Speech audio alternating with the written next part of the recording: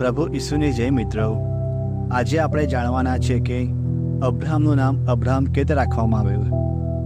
જો મિત્રો તમે અમારી આ યુટ્યુબ ચેનલમાં પહેલી વાર આવ્યા હોય તો કૃપા કરીને અમારી આ ચેનલને સબસ્ક્રાઈબ કરવા માટે વિનંતી છે, જેથી કરીને બાઇબલ વિશે જે મહત્ત્વપૂર્ણ માહિતી અમે આપીએ છીએ તેની નોટિફિકેશન તમને મળી શકે.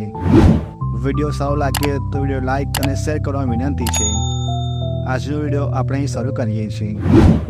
તો મિત્રો, બાઇબલમાં આપણે ઉત્પત્તિના ગ્રંથમાં 12મા અધ્યાયમાં વાંચીને સાંભળી શકીએ છીએ કે પ્રભુ પરમેશ્વરે અબ્રાહમને હાકલ કરી અને તેને તેનું બધું છોડીને તે બતાવે તે દેશમાં જવા માટે કહ્યું.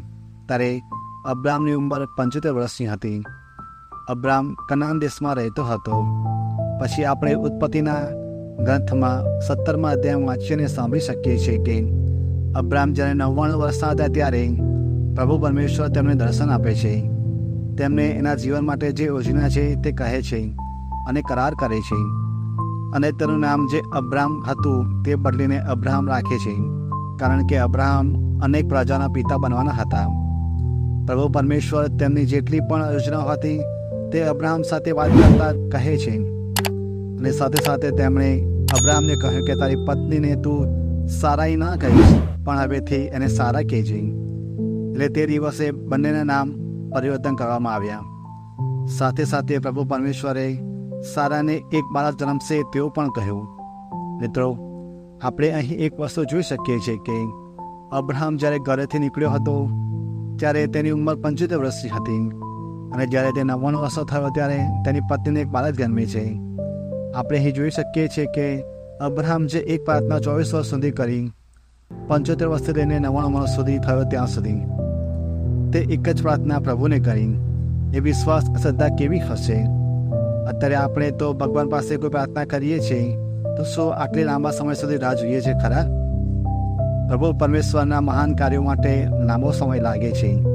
તો કૃપા કરીને તમને વિનંતી છે કે જો તમે તમારા જીવનમાં કોઈ વિષયને લઈને પ્રાર્થના કરતા હોવ તો તમારે લાંબા સમય સુધી રાહ જોવાની જરૂર છે.